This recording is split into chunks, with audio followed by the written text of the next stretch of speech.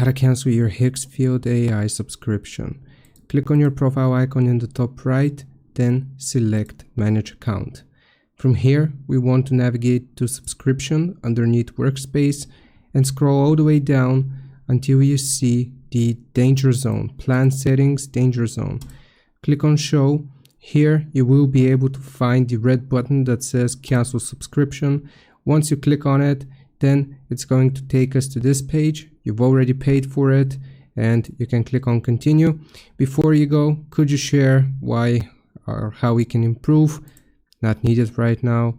Then you will type Next. And you can either pause your subscription or you can continue here. So I'm going to click on Continue. And again, you want to click on Continue. Yes, I want to confirm. And just like that, final confirmation, canceling subscription. You won't be billed again. Cancellation confirmed. I hope this helps. Leave a like and subscribe. I will see you next time.